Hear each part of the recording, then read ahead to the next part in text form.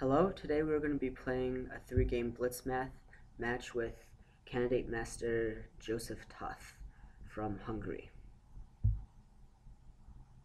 Okay, so I'm going to be starting off playing black. He plays d4, so I'm going to play knight f6. Oh, okay.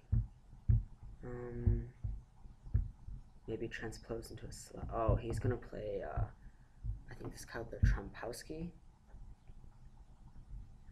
Okay, so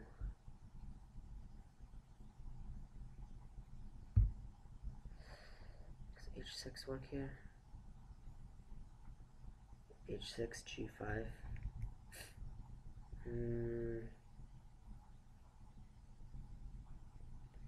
I don't know. Trompowski is not an opening I've studied at all, so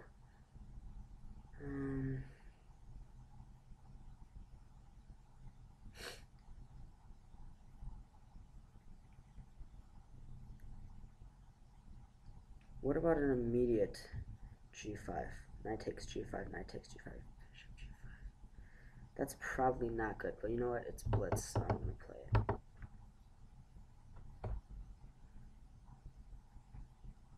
Okay, so he declines this. Okay, so wait a second. If he just took this pawn on g5, he would be fine. But after he plays bishop e5, I can play something like f6. He's forced to go back to g3. Then I can play h5. If he wants to save the bishop, obviously, he has to play something like h3 or h4. So probably h3 since it's less committal. And then after h3, I can play knight takes g3, f takes g3. And after f takes g3, I can play queen d6, targeting that really weak pawn. And I win a pawn. What a change in events. Okay, well, after f6, where else can he go? He has to go back to g3, so that's forced. After h5, does he have another move? I'm spending way too much time, and it's only been 5 moves. Okay, so he can play h3 or h5. And yeah, any other move he's going to get is bishop traps. So yeah, this is all forced. Okay, f6. And then h5. See, and his king side's going to be really weak. So, I don't know. Maybe he wants to castle queen side. I don't know, that looks kind of dangerous too, but I don't know. See, after this, bishop g3, h5. h3 is forced, and I take the bishop. See, notice if I take the bishop right now, he can just respond with h takes g3, and all his pawns will be guarded. I have to make sure he pushes the h pawn first, so then after I play knight takes g3, yeah, I can. Okay, is there a difference between h3 and h4? Probably not. Just take. And after that, I think queen d6.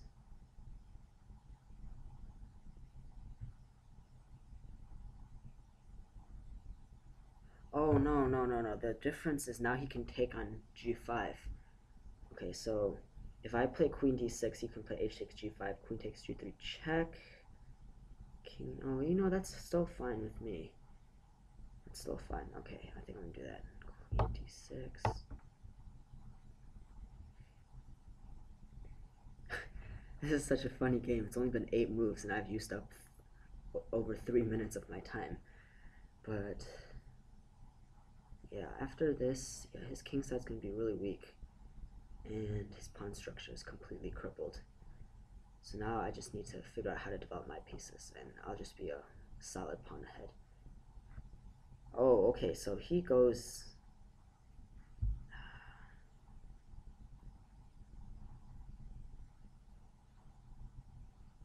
I can play g4 here. After g4, knight h. Yeah, knight h2 is probably the best idea. I don't know, he can probably play knight d2 too. So after g4, knight moves bishop h6, and so now my bishop isn't stupid, so it's not locked in by my own pawns. Because you see, my pawns are all on dark squares. Oh, that's not perfect with that. Okay, yeah, if you can see, my pawns are all on dark squares. So this bishop is going to have a really hard time developing. So by pushing g4, it gains a tempo on the knight while also opening up my bishop for natural development. So after bishop h6, e3 is... Can I open up the... Yeah, I can open up the position with c5.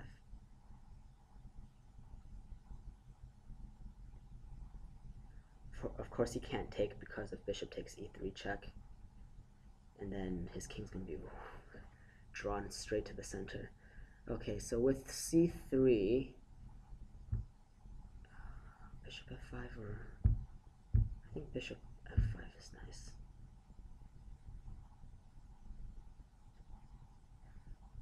Okay, he might put bishop b5 here, so he can get his bishop out and also get his king to look. Okay, so here,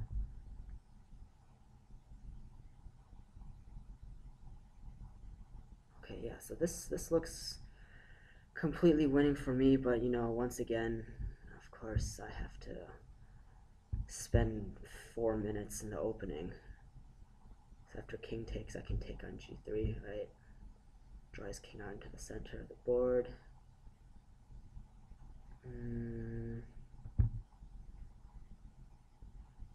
Okay, knight moves there, and then I can play knight c6. Right, normal development, and then I can, now with knight c6, I can play e5. And then I'm going to completely tear the position open, especially with the king like straight in the center of the board here. Okay, here, I don't want a queen trade. So let's move back here.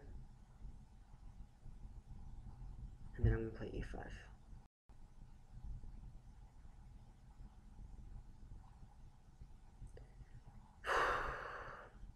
I have to stop treating blitz matches like it's a 2-hour game. Oh, okay, he hung his knight. He should have used his other knight. What? I'm so confused. Okay, he takes with the knight, and then bishop e4 looks nice, and then rook g8. Queen b6 looks nice too. I'm not sure. And rook g8.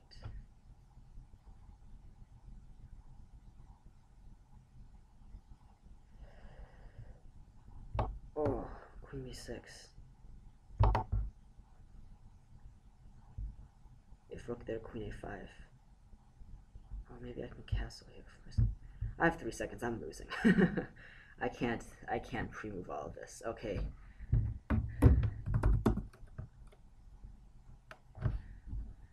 Alright, okay, I gotta spend... Yeah, I spent way too much time in the opening. That was probably not the best idea, especially in Blitz. Okay, so I'm gonna start off with e4 like I always do.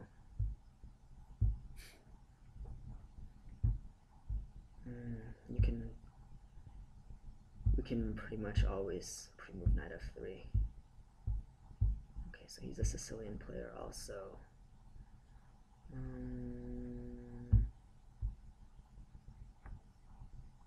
I don't remember if knight f5 is supposed to be good or not. I mean, that looks kind of risky, right? Putting his knight on a square where he can attack me in a lot of different ways.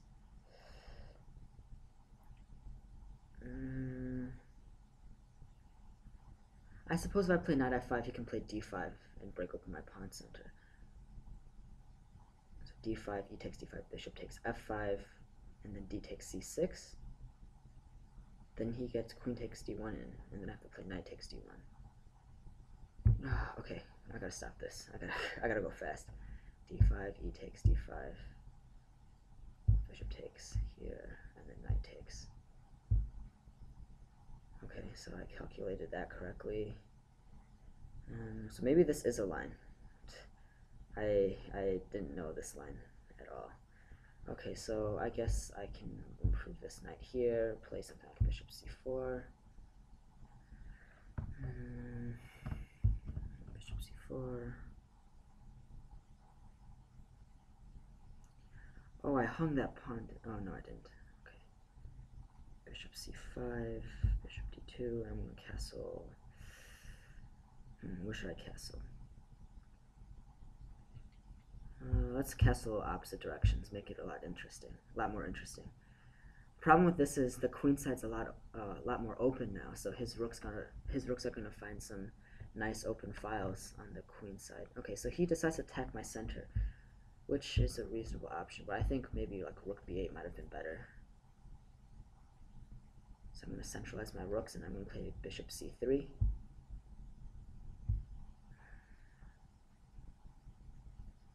So he can, well, if he trades rooks, I might just take with my knight, but he plays there, so I'm going to decline a bishop trade. Where did I put this bishop?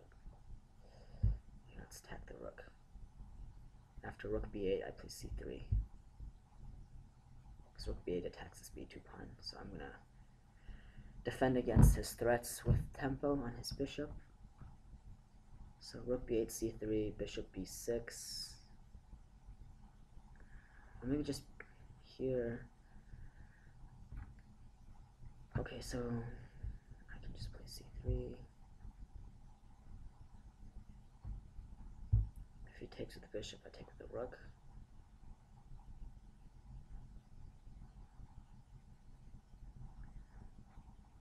Okay, so he goes back to b6. Okay, this game is slightly less interesting than the first one. Rook takes, knight takes, bishop b4. Yeah, I really don't want to trade off my bishop pair. I mean, my bishop pair, yeah.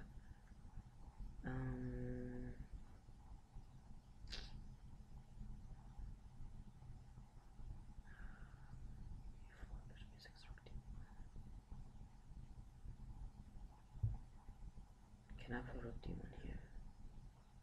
Rook d1, starting to go to the 7th rank. Oh, yeah, I guess he can play knight e4 here, can't he? Knight e4, and then this pawn's going to be really, really weak right here.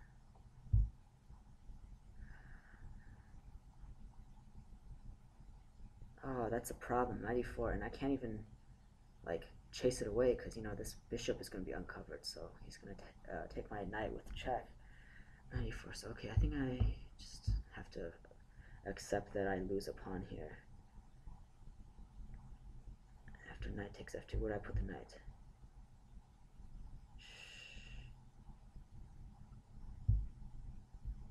Where do I put the knight?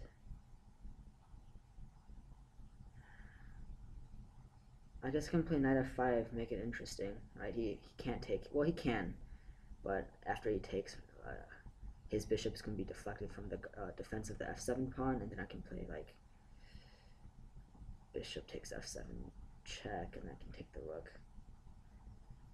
So yeah, let's play knight f5. Does he have any in-between moves here? He can play c5 maybe. Oh, c5 might be a problem, because then my bishop's stuck on a3, and I'm going to have to waste moves to try to get the bishop back into the game, like b4, and then my queenside like pawn cover is going to be completely ruined.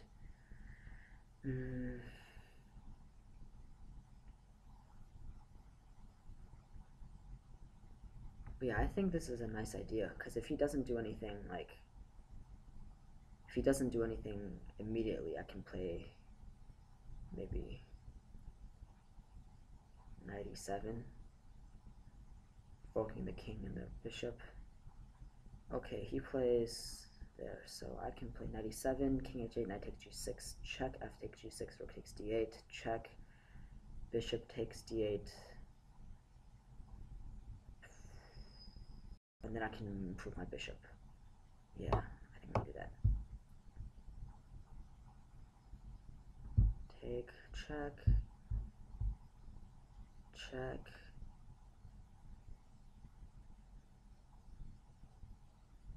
and then I bring my bishop here. So I think I have a slight advantage in this variation because I have the bishop pair, I am down a pawn, but my pawn structure is a lot stronger. Oh, I hung a pawn, didn't I? Okay.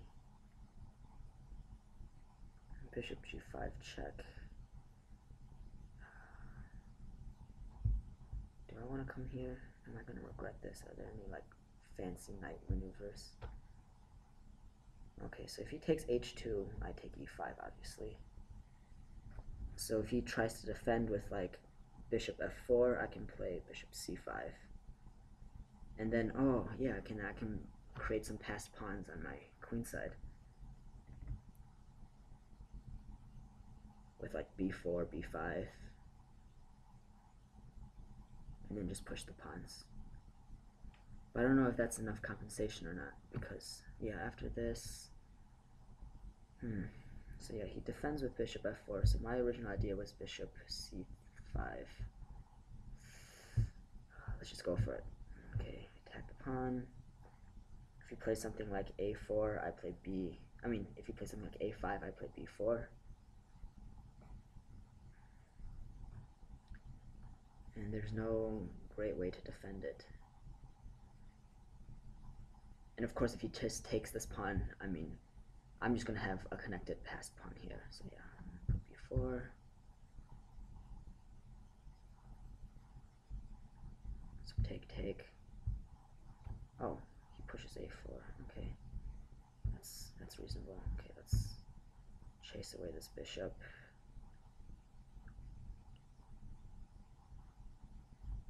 Let's not hang this pawn. Oh, he hung his knight. Okay. Okay, so now this is winning for me. Alright. Just cannot time out. Alright, he resigned. Okay, that was a good game. I'm not exactly sure what would have happened if he didn't just hang his knight there, but I don't know. Alright, the tiebreaker. Oh, okay, so he's a versatile player, so he doesn't just play d4. So I'm gonna play c5, the Sicilian, try to maybe get into a dragon. And the thing with the dragon is I probably know the dragon in most variations up to like, okay, so he plays something like that. So that's boring. Okay. He castles kingside. Okay, so I don't actually know much theory in this position at all. I mean, I guess I can just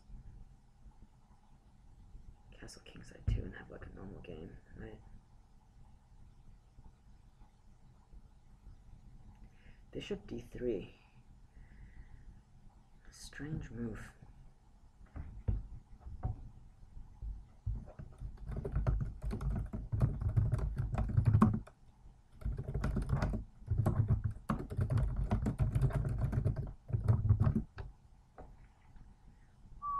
So, Joseph asked me why so slow in the opening. So, yeah, I'm just spending a lot of time explaining to you guys what I'm thinking. Okay, so with this move, I'm going to play knight bd7.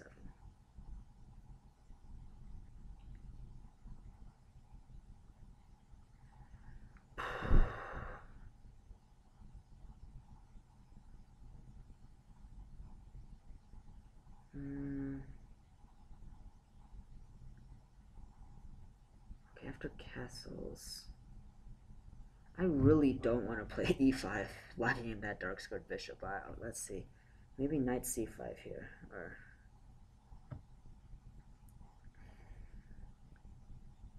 see, I don't know how to play this position. I don't know like what the common ideas are and how I should attack. So maybe I can just play like a normal dragon and play the normal dragon ideas.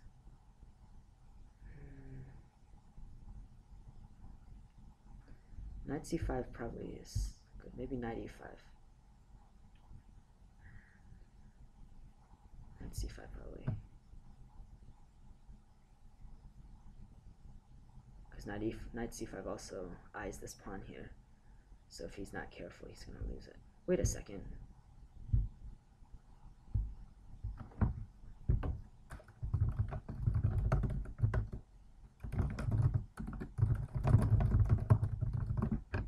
trying some new stuff here.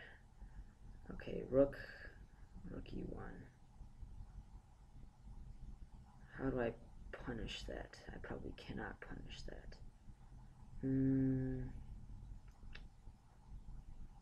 Is queen b6 an idea? Probably. Attacking this pawn. Oh, this pawn on c3 is actually doing a lot of stuff, so it's not actually attacking this knight. Okay, so he defends the pawn. How do I... This pawn is hanging, so maybe I have to play e5, because I can't get this knight out of the way yet. Or maybe I just don't care about this pawn. Maybe I can just play...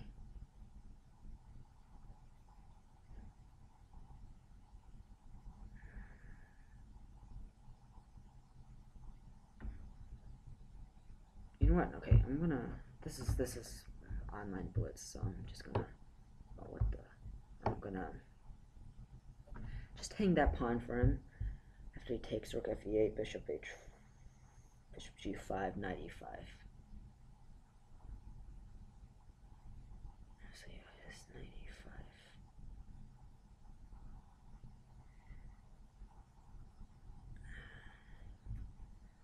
e5. Okay, so I don't know why, but I think he's just like afraid of taking my sacrifices. Thinking I'm planning something even though I'm not. Oh, shoot. Oh, he can take my knight now. Is that a problem? Queen takes knight. Knight takes knight on d4. Queen takes d7. Knight takes c2. Knight takes c2 here. And probably rook to c1. Might pressure the c file. I don't know. I might just be worse here.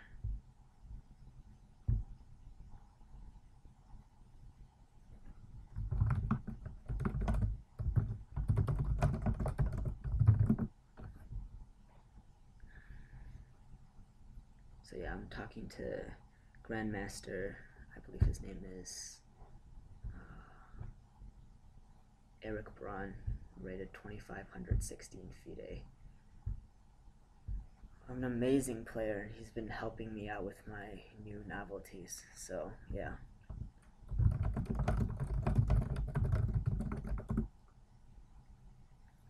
So I really appreciate his help, and yeah. It's always helpful to have a strong player, like, talk you through his thought process, because sometimes they'll, of course not sometimes, they will see things that you'll miss, and it's really helpful to get advice from them. Okay, so he plays knight there, but what is he doing? Can I win another piece? Okay, so if you see this, this knight here is the only thing stopping me from taking on f2, right? So here I can just take the bishop. Wait. Yeah, take the bishop. He takes my knight, I play e5. There we go. So now he loses his knight. His knight cannot move because then I play queen takes, obviously. And then he's going to get, maybe not, he's going to get mated pretty soon, probably. So here I'm just going to take on f2. After king takes f2, I take the knight. If he takes back, I play bishop takes d4 check. King f1, bishop e3 probably. Yeah.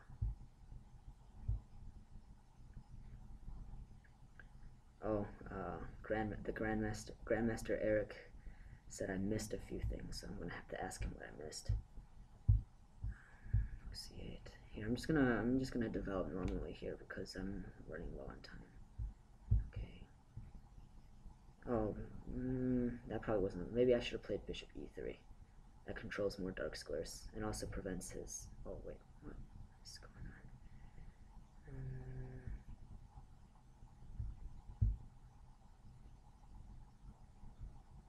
And then I can just clearing the square for my rook.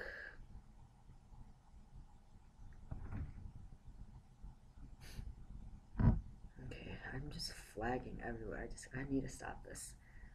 Maybe he'll agree to some more games after this, but I'm probably going to put it in a different video because this video is probably getting really long. I'm just going to double here, probably. Unless he does something strange.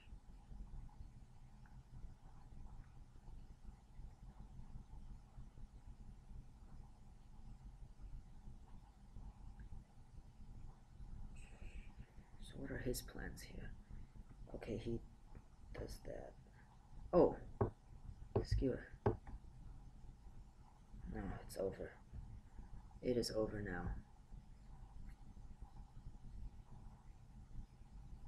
Can take, I guess. No, he can't. Oh, okay, so he resigned. Oh, alright. That was an interesting game there. So I guess through some luck I ended up on top. Good game. Alright, so I'm gonna be posting the PGNs of the games in the video description below.